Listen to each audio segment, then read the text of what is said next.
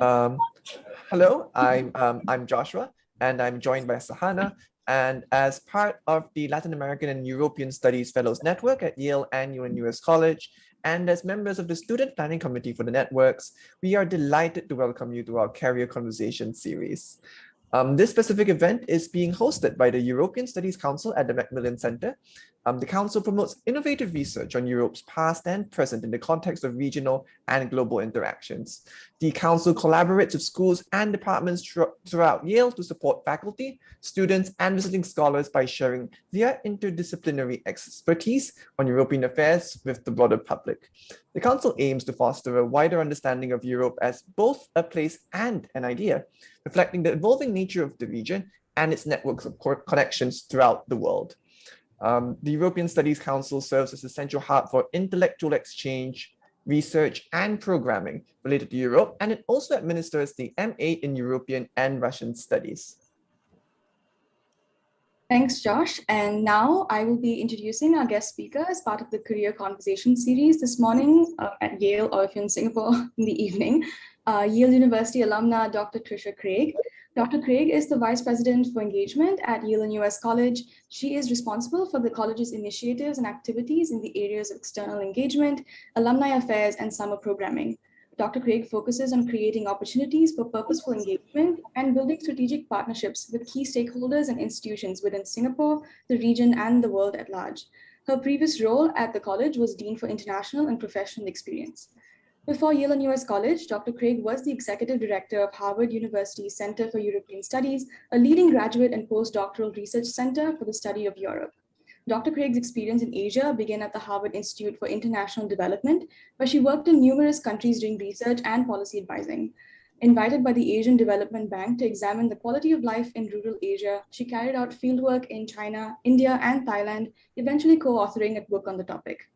Subsequently, she developed a year-long project on infrastructure in China that was based in the Foreign Capital Management Division of the Chinese Ministry of Finance. Dr. Craig received her undergraduate degree in economics from Swarthmore College and a PhD from Yale in sociology, where her focus was on political institution building and democratic transitions in Europe. At Yale-NUS College, Dr. Craig has taught contemporary European politics, lectured on the rise of populism, and is a resident faculty member at Elm College. We're very excited to be joined by Dr. Craig in this series this semester, and also for her agreeing to record the first part of the session so that more students can view the talk later. Thank you so much, Dr. Craig, and welcome. Thank you so much to both of you. And I'm really just so happy to be here. And, you might wonder how it is that somebody who, is a European studies person is talking to you from Asia. And I thought it would be fun to explain how that happened and then draw some lessons, or at least things to think about as you think about your careers. So let me share my screen. Hang on, just do that. I'm going to sort of do a kind of around the world and the different places that I've worked. And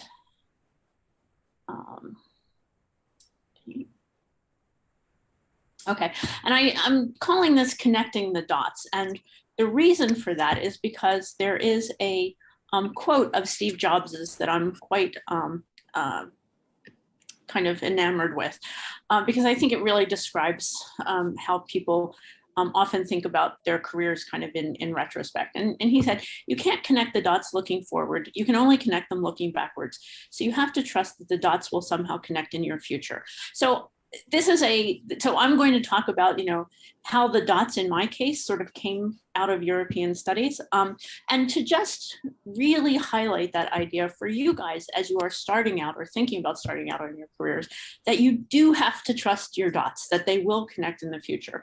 And it's okay not to have, a plan for the next 20 years or whatever. Whoops, sorry.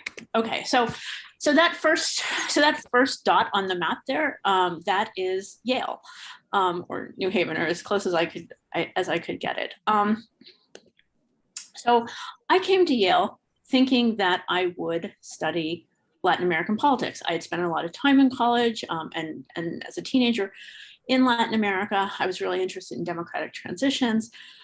But as you know, when you get to college, as when you get to graduate school, you find all kinds of things that you fall in love with that you might not have otherwise thought about. And one of the things that I fell in love with was data, and just sort of analyzing it and thinking about how to think about societies from the kinds of from data that you can look at, and what and that sort of, I think, defined a lot of my time in graduate school. So it was both a kind of academic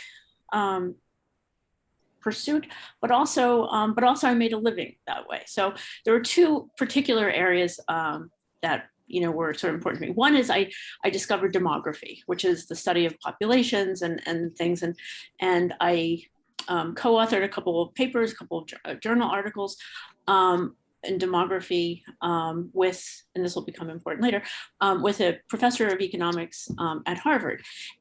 But then for my main kind of intellectual work as a graduate student, I started working for my, the person who eventually became my dissertation advisor, who had lots of, really amazing political data on Spain. I spoke Spanish, I could do data, and so I was, a pretty well-qualified research assistant. And by the time I got to doing my, thinking about my dissertation topic, for a lot of reasons, it no longer made sense to think about Latin America, which was kind of regressing backwards in terms of democratic transitions. I also, by this time, knew so much about Spain and its political sort of situation from having, been a research assistant. So I chose to do my dissertation on the democratic transition in Spain. I also used data analysis, or I used data and my sort of love of data and the fact that I got, good at analyzing it as my sort of source of support. So, if you guys know, your TAs, graduate students typically get paid by, working as TAs. Actually, and where SOM stands now used to be the Yale Computer Center. And so instead of being a TA, I actually worked there helping students and faculty with their data analysis and their programs and their computer stuff, mainly because it paid a lot better than being a TA. So, so that was, so data also, besides being something I'm just fascinated by, was a good way to make a living. So as a graduate student, I went to Spain, did my dissertation, really loved that whole process, loved the process of actually going out and gathering data, talking to people, collecting it, and thought, this is terrific. So then it was time to get a job, and I got my first job out of grad school. I was teaching politics at Ohio State, and the upside down smiley face was I discovered, in part because I had never really TA'd, I discovered that actually I didn't love teaching so much. Had I spent years doing like more TAing, I might have discovered that a bit earlier. It was also kind of after the sort of excitement of, really sort of being out, like talking to politicians and seeing how, policies and things like that can work, and thinking about building institutions, I realized that, I had a sort of different calling. So, so I, like the default position of the American middle class, applied to law school.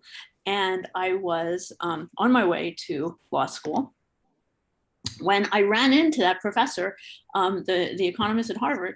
And he said, "Oh, how are you doing?" I said, "I'm going to law school." And he's like, "Oh my God, don't go to law school. Come work for us, or come work for Jeff Sachs, who's a development economist." And I said, "Well, I do Europe. I don't do the developing world." He's like, "Talk to Jeff." So I went out to Cambridge, where there was an institute called the Harvard Institute for International Development. I talked to them, and Jeff Sachs said to me, "Oh, come on, you don't want to go to law school."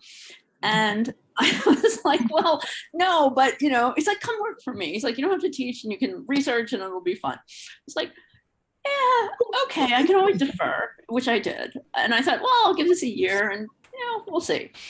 And so the plan was I was going to sit in Cambridge and write and, and shortly after I got there, they said, we need you to go to El Salvador.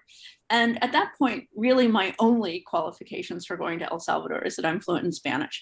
And they said, we need you to go down, and there's a project there, and it's advising the Ministry of Education on how to kind of rebuild the system. This was a post-conflict society. The Ministry of Education at that point in El Salvador didn't even know how many public schools it had, because everything had sort of during the Civil War been shut down. There were areas that people hadn't been to in years because they were controlled by, the sort of the guerrilla faction and things like that. So they were kind of putting this together, and they needed a sort of rebuilding the education process as part of the peace process.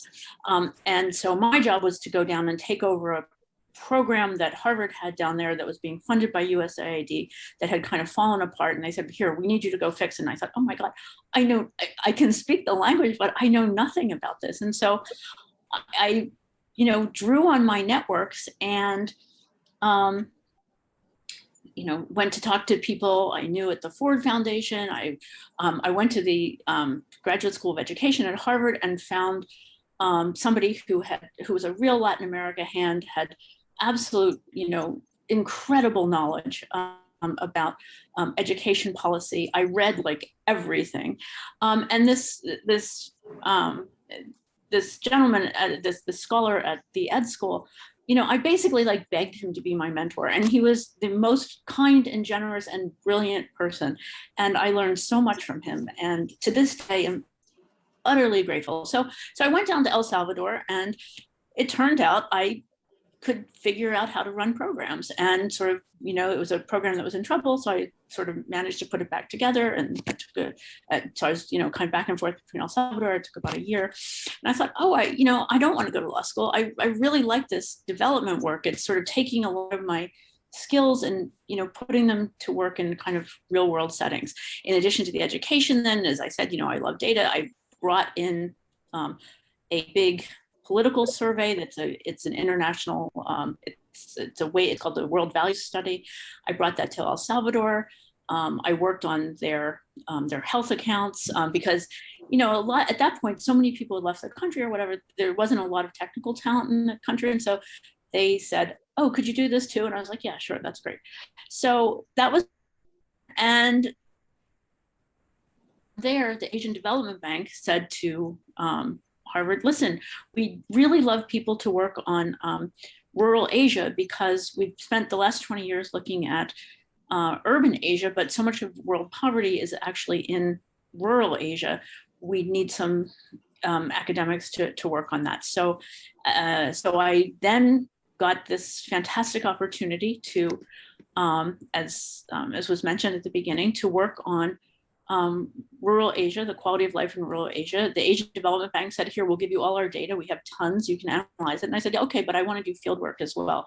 So I spent about, over the course of a year, I was sort of in Asia for about, sort of back and forth over about 9 months doing research that eventually did turn into a book. And, one of the things I learned from all of this is, how to deal with the bilateral banks. I learned how to, put together international teams. So it was, in addition to being, just inherently fascinating, it was also really a good way to pick up some very useful real world skills. From that, I did some work in Japan. In South Africa, I was using the stuff that I had learned in El Salvador and national health accounts to work on a kind of infrastructure and malaria project. And so, for a number of years, I was working in the field of international development and really loving it. But there came a point when, traveling a couple 100,000 miles a year is really wearing. It's hard on your family life. And so I decided, I think it's time to do something else, to be a little more present for my family and my parents. And a wonderful opportunity came up that took me to a different part of Harvard, which was the Center for European Studies. So in a sense, I was going back to my European roots.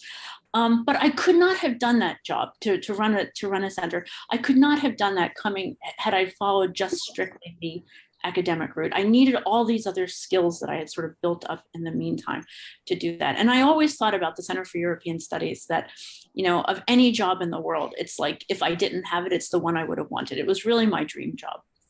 But it's actually the case that, when you have your dream job, even that after a while, becomes sort of rote and routine. And at some point I thought, as much as I love this job, I can't keep doing it forever.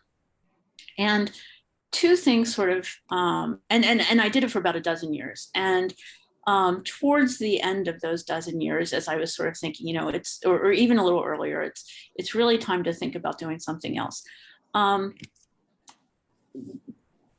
When sort of coinciding in time, my dad passed away, who was our my husband and I, he was our last remaining parent, and our younger child went to college. And so at that point I said to my husband, we are now unencumbered. And so I want to go back abroad and really live abroad again. And I'm very lucky, he's a journalist, he can work anywhere. So he said, great, find a job. And we almost moved to Italy, but I said, you know what, the interesting stuff in higher ed these days that's going on in the world, it's in Asia. And so he said, great, find a job and we'll go. And so I did, and we did, and we moved here in 2012. And it has been, incredibly interesting, pulling together a lot of the things that sort of picked up in all these different places. And that, I could fill in the map with a lot of other dots about places where I've worked and stuff, but that's kind of the general overview. And so I just want to talk a little bit before we have a conversation about the sort of skills and lessons that I draw from that, and the sort of this retrospective connecting the dots. So one thing is, it's really important, whatever it is that you study, whatever the content of it is that you're studying, that you think about skills and how to put them to use. And you don't necessarily know how they're going to be put to use in advance. It's like the connecting the dots, right?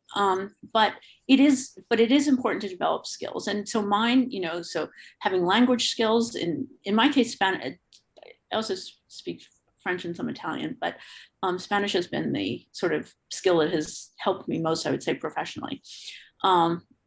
Quantitative skills, having applied quantitative skills has helped. I don't look at, I'm not somebody who wants to do quant work just for the sake of quant work. It's always a tool to help me do other things, which is really understanding societies. I also have a lot of writing skills. So I've kept up my academic writing. I still write academic papers, but I'm also somebody who can produce for clients. So in all this kind of, all the international development work, I always had a client, whether it was an Asian Development Bank or the government of the Dominican Republic or the USAID, and that's a good skill to have. And then I also do public writing. So I do a lot of kind of public opinion writing, which also helps raise a profile. Program development is another sort of skill I picked up over time. And then domain expertise, right? I have a lot of actual expertise in particularly European politics. Here in Asia, there's Channel News Asia is kind of like the CNN of Asia. Because I continue to teach on European politics, because I think about populism and stuff like that, I'm one of the sort of go-to people that CNA, Channel News Asia, CNA uses when there's a European election or Brexit or, whatever. They call me up and like, oh, can you come on and, tell us, just talk about whatever it is in a few minute soundbite. Economic development and labor market issues, it's another sort of area of expertise that I've been able to develop. And so having those kind of skills, I think, whatever your skills are, sort of really understanding what particular value you bring to something is, I think is important. Okay, and then in terms of, connecting the dots. So one of the things I think is important to say is, your career can be delightfully nonlinear, right? I mean, had I gone to law school, right, it would have been pretty linear. But this is, to me, right, from my perspective, this has been so much more fun, which is not to denigrate anybody who wants to be a lawyer. But I think for a lot of people who are starting out today, nonlinearity is going to be more and more a feature of this, right? That, that you're going to have a lot of jobs over your lifetime, and that's okay. And I would say one thing to think about is take chances. I mean, especially when you're young, because honestly, what's the worst that could happen, right? You have a Yale degree or a Yale-NUS degree, right? You'll be fine. And trust yourself and trust that. But it's also good to have, so when somebody says, oh, don't do the sure thing of going to law school, take this wacky chance. If it seems interesting, really, what is the worst that can happen? Try it. But having a safety net is good. I think it's always, I tell my kids, it's important to live below your means, right? You want optionality. So living below your means and, having the ability to take some time off without worrying about it, to, if you want to start your own sort of thing, you'll have some cash. If you decide that you want to go and get a master's degree, which typically aren't always things that offer financial aid, you won't have to go as deeply into, or you won't have to go into debt or as deeply into debt if you have if you have savings. And I those kind of practical things are actually important. Also, maintain your networks. One of the things that has that I think is really part of anyone's safety net is your networks, right? It's the people that trust you and are on your side and have ideas for you and connections for you and suggestions for you. They are part of your safety net. And sort of related to that, find mentors. So have mentors in places that you work during the summer, have mentors amongst the faculty, have mentors in your first jobs, and keep them. And, and if somebody, and it's fine to go up to somebody and say, I so admire what you do. I'd really love to have you as a mentor. And most people are absolutely thrilled when you ask that. And if they don't, if they're a jerk, fine, move on, just forget them and find somebody else. Build and keep building your skills. And then I would just say that, one thing to remember is even when things don't work out. So right, I didn't love being a faculty member at Ohio State, but I taught classes that, I taught American politics, which I would never have done otherwise. And, that sort of took me on, I still publish in American politics. The first week or so I was there at the president's house for the reception for new faculty, I met the person who she's my absolute best friend in the world, that we were both junior faculty together. So even things that don't work out often have stuff to offer. And then I would say also your professional timing can't always be separated from your personal timing. So I mentioned that when I was sort of thinking that it was time to find another job, we could not have gone away while we still had a kid in high school and while my dad was still alive. And I think one of the things that, you will find in your lives is that, so raising families or aging parents are the kinds of things that sometimes will influence what it is that you can do in your career. And so, it's stuff that might not be possible at one time in life, may be possible at another. And that's okay. And it's fine to prioritize things that aren't work. So what would I do differently? I would have more confidence in saying no to the expected. I just told you, take chances, trust yourself. When I was a grad student, everybody assumed that you were going on the academic market. If I had thought about it and, kind of resisted that pressure, I probably shouldn't have gone on the academic market. I probably should have just gone on to, some kind of work. Also cut your losses early when things aren't working out. At Ohio State, I thought about leaving after my first year to actually take a job in Spain. And I thought, no, I really need to make sure I need to, get the hang of this and maybe it'll get better. And it didn't, and it would have been better to cut my losses. Getting more practical experience. I've never really, except for some consulting work, I've never really worked in the private sector. I think that's something that for me would have been good. For you guys who are starting out, I started my career at a different time, when the world was somewhat different. And so I think those kinds of things will influence what you guys are able to do. I do think that we are in a period now of deglobalization and rising nationalism. And one of the things that means is that there's potentially a less open and less cosmopolitan world. It's harder, you know, your passport probably matters more now than it perhaps has in the future, in the past. A lot of countries, it's harder to get jobs as a non-national. But really what that just means is that in-demand skills are even more critical, right? You can sort of overcome some of those obstacles by having the kind of skills that people want. I think finding your niche today requires a bit more entrepreneurial spirit, and that's not a bad thing. And if you're interested in that kind of, you know, entrepreneurial, like today, if I were starting out, I would want to go work at a startup and just get that experience. And so, you know, at Yale, you have SciCity, which is an amazing resource. At Yale and US, we have SIPE, you know, so entrepreneurship, I think, is, you know, something that will be, you know, a good part of everybody's arsenal. I think today there's a bit of a difference in that there's probably, when I say greater need for public presence, social media, I kind of mean branding, right? I mean, when I was starting out, you know, we didn't really think about our personal brand or things like that. I do think that it's more important today. And so it does make sense to pay attention to that. But I also think one of the great things about starting out today is that there are platforms that make connecting so much easier. So just this afternoon, I was playing around on Crest Campus, which if you're, which you should all join, which is Yale's networking platform, and there's like 19,000 people on it, 13,000 I think are alums. I was looking to see like, okay, who lives in Paris and who's like in a couple different kind of cool job sectors, and like 87 people came up. It's like, right, you can get in touch with, you know, say you want to live in Paris, or you want to find out what it's like living in Paris. You know, there's lots of people that you can talk to, or who can become mentors.